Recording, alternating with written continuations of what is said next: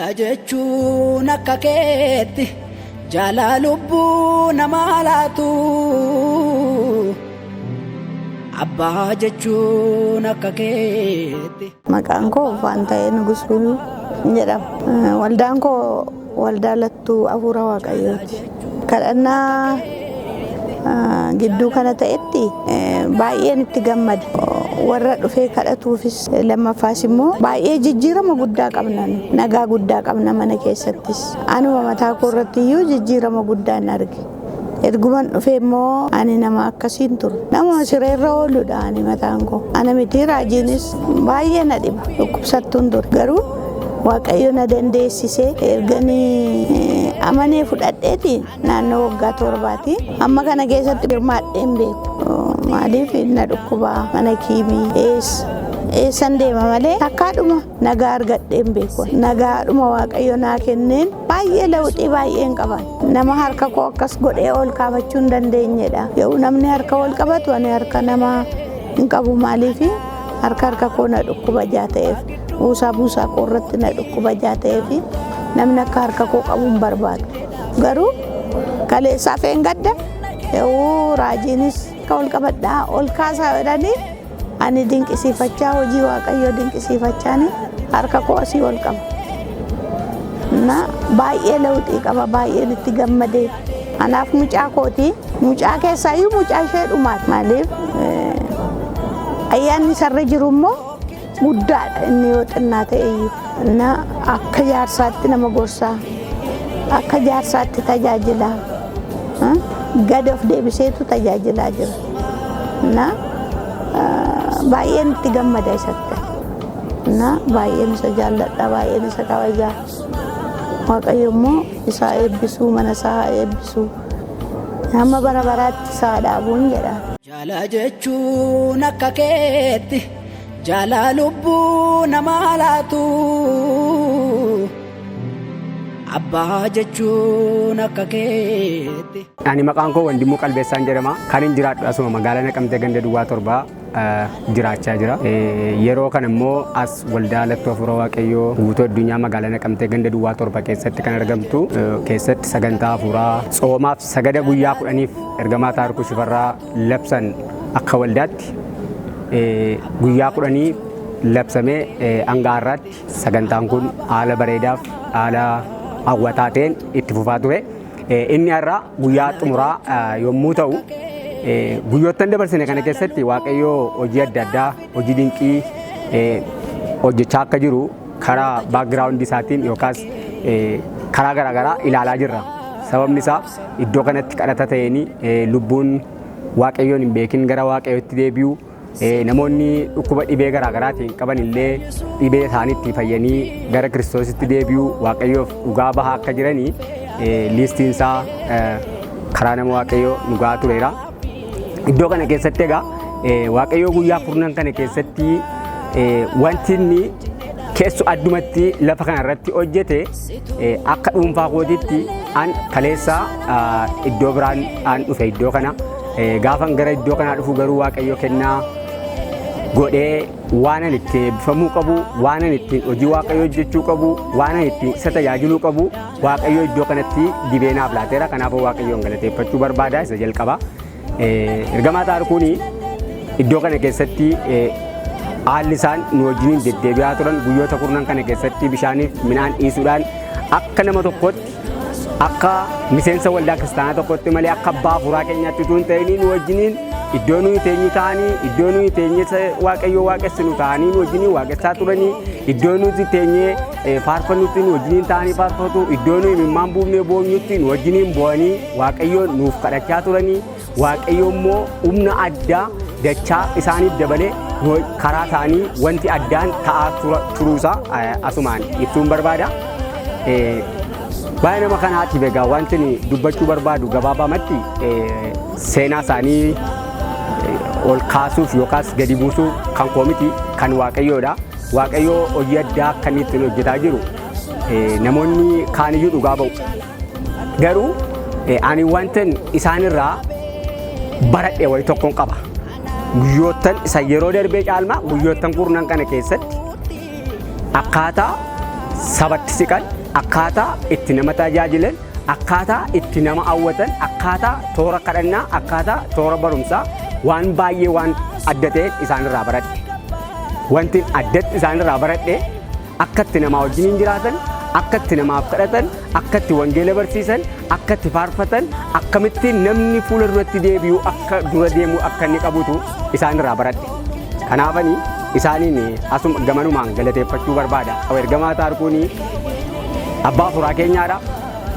Garuu akka riyaatti yookaas akka ijoolleetti nu wajjin lafa bu'uudhaan awwaara kana keessa gangalatanii iddoo nu itti rakkannutti, iddoo dhibee keenyaatti, iddoo dhibee namootaatti nu wajjiniin aangummaan isaanii, abbaan hafuurummaa isaanii isaanitti dhaga'amee utuu hin ta'in isa Waaqayyo isaan keessa kaa'ee isaanitti dhaga'ame nu wajjiniin hojii gurguddaa hojjechaa turanii guyyaa irraa kan immoo sagantaa keenya gara goolabuutti dhufnee yeroo ammaa kana asirraan geenye jirra. Kanaaf maqaan Waaqayyoo galateeffamu, Waaqayyoo guddaa sana eebbisu jechuun barbaada. Jaalala jechuun akka keetti jaalala lubbuu namaa laatu. Abbaa jechuun akka keetti. Anaaf carraa guddaa tokko guyyaa har'aa Waaqayyo naa laateera. Ani maqaan koo Ayyaantuu Dhugumaadha. Kan inni irraa dhufe godina Orroo Guduruudha.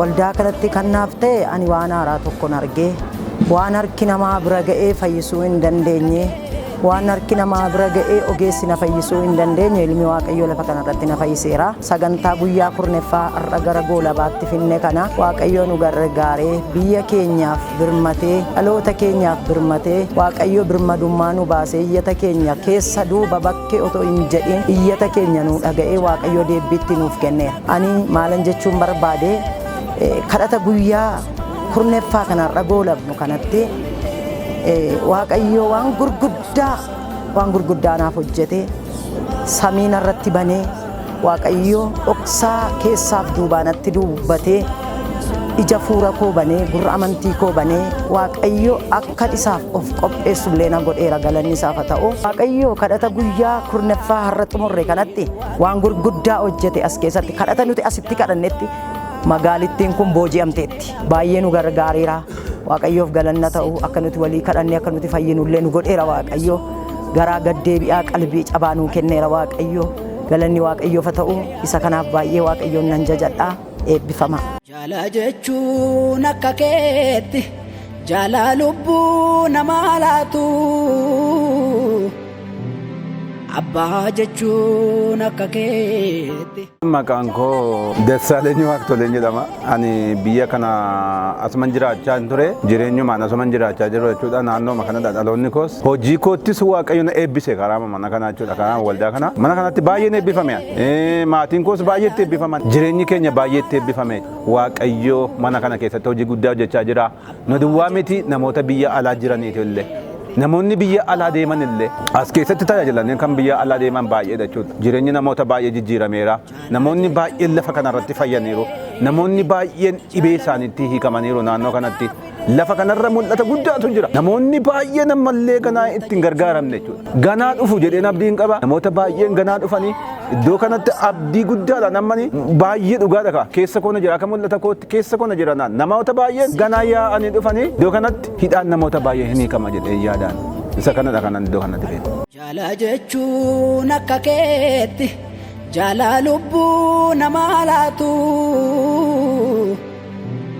Abbaa jechuun akka keetti. Asir Tarfaasaan jedhama. Kanan jiraadhus asuma safara kanadha. Waldaa kana garuu bara 2013 ni jalqaba dhufe. Sagantaa isa guyyaa 10 kana galle kana keessatti immoo jalqaba isaatii kaafne hamma har'aatti akka nama waa nyaatee quufeetti jirra malee wanti tokko nutti dhaga'amu akka fiikootitti wanti nutti dhaga'ame kanan nutti hir'ate sana nutti hir'ate jedhuun qabu. Sababiinsa ayyaana Waaqayyootu asirraa nutti balaqqeessaa, isa nu jabeessa, isatu humna nuuf ta'e, isatu gargaarsa nuuf ta'e. Kanaaf jecha guddaan itti gammadaa kana bira darbee baay'eedhaaf kadhatameera. Namoota bakkee kana keessa jiraniif baay'eef kadhatameera, biyyaaf kadhatameera. Hafuura hamoota biyya Itoophiyaa keessa jeeqaa jiraniif illee Waaqayyo akka cabsuu fi dhimminee kadhachaa turre dhangala'insa dhiigaarraa Waaqayyo nama akka oolchuuf. Barri fuula keenya dura jiru immoo bara gaarii, bara nagaa, bara jaalalaa, bara quufaa, bara namni itti nyaatee dhugee gabbatu akka ta'uu fi Waaqayyoon kadhachaa turre. Waaqayyo kan hundumaatiin nu gargaareera. Waaqayyo nutti dubbachaa ture. Kanaaf baay'een gammada. Baay'ee natti tole. Boriyyuu itti fufnee kadhanna. Jaalala jechuun akka keetti jaalala lubbuu namaa laatu.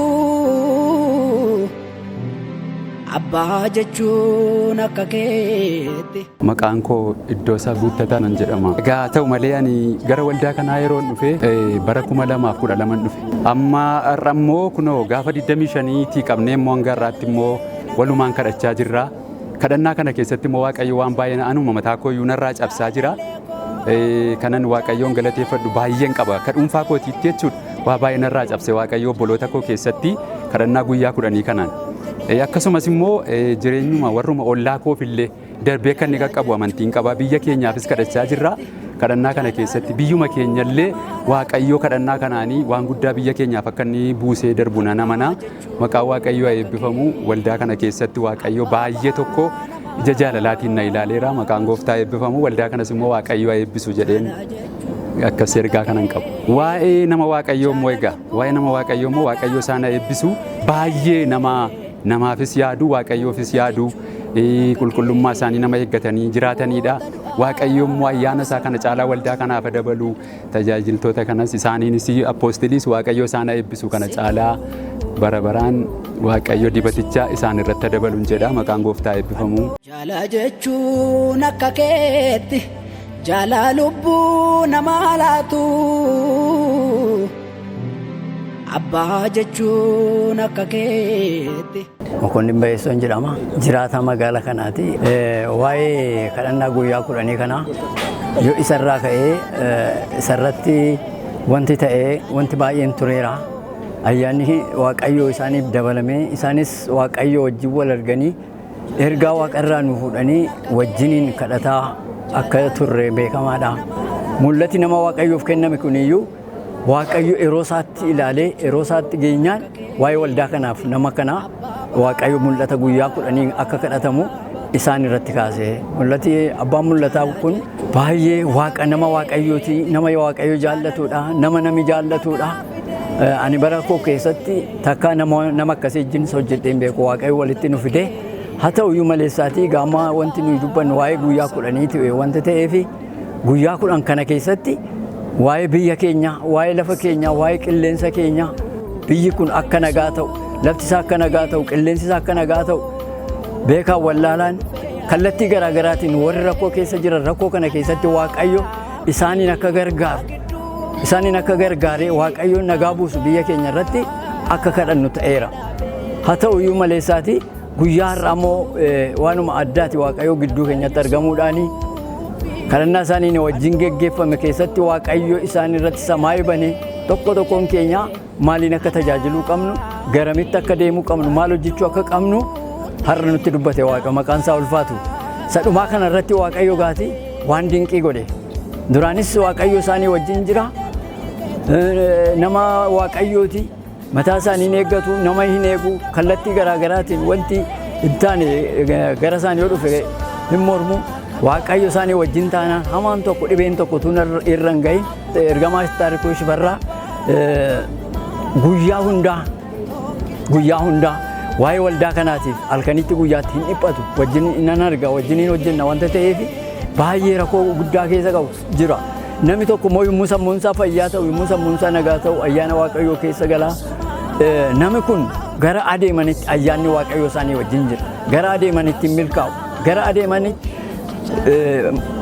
waldaa isaan naqan hundumtuu akka isaan fayyanii dhufan waan irratti TV irratti nagarra. Kanaaf Waaqayyo isaanii wajjin jira. Ammayyuu immoo waldaa kun gara fuulduraatti hin bal'atti hin guddatti kana kan yaada keenya kan qabnu.